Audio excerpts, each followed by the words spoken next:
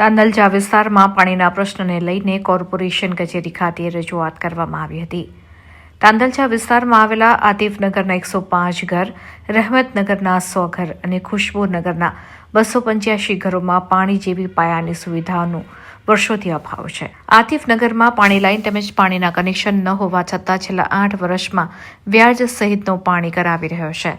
રહેમતનગરમાં 2021માં આંતરિક પાણીની line pass થઈ હતી, જેના ચાર્જ પેટે રેશિયો દ્વારા 2021માં મ્યુનિસિપલ કોર્પોરેશનને પાણી કનેક્શનના 1500 રૂપિયાની ભરપાઈ કર્યા છતાં પણ 4 વર્ષનો સમય થઈ ગયો હોવા છતાં પાણીની લાઇન નાખવામાં નથી આવી, જેથી આ તમામ સોસાયટીમાં પાણીની લાઇન નાખવા માટે તેમજ આતિફનગરનો પાણી કર બાદ કરવાની માંગણી સાથે મ્યુનિસિપલ કમિશનરને આવેદનપત્ર આપી સ્થાનિક રહીશો દ્વારા રજૂઆત કરવામાં આવી હતી. વડોદરા શહેરના તાંદલજા વિસ્તારમાં આવેલા આતિફનગર હોય, રહેમતનગર હોય કે ખુશ્બુનગર હોય, જ્યાં વર્ષોથી પીવાના પાણીની સુવિધાનો અભાવ છે.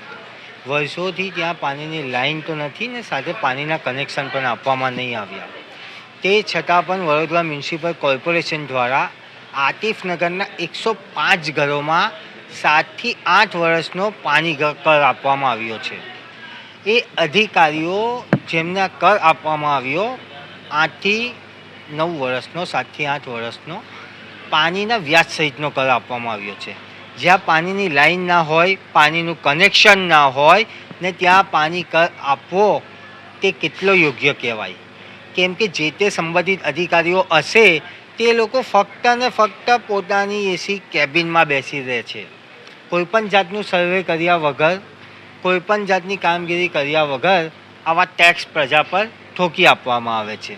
ને બીજી નવાઈની વાત તો એ લાગશે તમને કે આ જ વિસ્તારમાં આવેલા રહેમતનગરના 100 મકાનોમાં 2021માં આંતરિક રસ્તે પાણીની નલિકા પાસ થઈ ગઈ હોવા છતાં અને વડોદરા મ્યુનિસિપલ કોર્પોરેશન દ્વારા 2021માં તમામ રહેણાંકોને નોટિસ આપવામાં આવી હતી કે 1 અઠવાડિયાની અંદર 1500 રૂપિયા તમે પાણીનો ચાર્જ નહીં ભરો તો તમારી ફાઇલ દફતરે કરવામાં આવશે.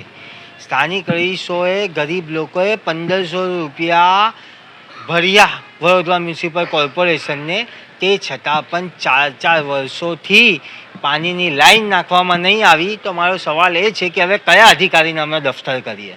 કેમ કે ગરીબ પરિવારોને આ લોકો નોટિસ આપીને એવું કહે કે તમારી ફાઇલ દફતરે કરવામાં આવે, પણ આ અધિકારીઓને દફતરે કરવા જોઈએ. કેમ કે નકામા અધિકારી, કામચોર અધિકારીઓનું આ વડોદરા શહેરમાં કોઈ સ્થાન નથી. પ્રજા ભોગતી રહી છે. આજે વડોદરા મ્યુનિસિપલ કમિશનરશ્રીને આવેદનપત્ર આપવા આવ્યા છે, રજૂઆત કરવામાં આવી છે કે આ તમામ વસવાટોમાં પાણીની લાઈન નાખવામાં આવે. જે પણ ટેક્સ હશે સ્થાનિક નાગરિકો વર્ષોથી ભરી રહ્યા છે અને આગળ પણ ભરવા બંધાયેલા છે, અને જે પણ તમારો ચાર્જ છે બીજી વસવાટોનો તે ભરવા તૈયાર છે. પાણી જેવી પ્રાથમિક સુવિધાથી નગરજનોને વંચિત ના રાખવામાં આવે. પાણી જેવી પાયાની સુવિધાથી નગરજનોને વંચિત રાખવામાં આવે છે, તે કેટલી દુઃખ વાત કહેવાય. કેમ કે વડોદરા શહેરને સ્માર્ટ સિટી બનાવવાની વાત કરવામાં આવે ને ફક્ત એક વિસ્તારને વિકાસથી વંચિત રાખવામાં આવે તો આ વડોદરા શહેરને સ્માર્ટ કેવી રીતે બનાવે? અમે પાણીની રજૂઆત લઈને આવ્યા છે વડોદરા મ્યુનિસિપલ કોર્પોરેશનના કમિશનર ઓફિસમાં. અમારું પાણીની લાઈન નથી છતાં અમારા વેરા આવે છે, એ પણ 4-4, 5-5 હજાર રૂપિયા આવે છે અને અમે પાણી બધું લાવીએ છીએ વેચાતું, તોય અમને કહે છે કે તમે વેરા ભરો. કેટલા વર્ષોથી અમે રજૂઆત કરી છે, પૈસા ભરવાના કીધા, અમે કીધું કે અમે ભરી આપીશું, તોય અમારી કોઈ સુવિધા થઈ નથી. અમારા રસ્તા બસ્તા બધું જ એવું છે.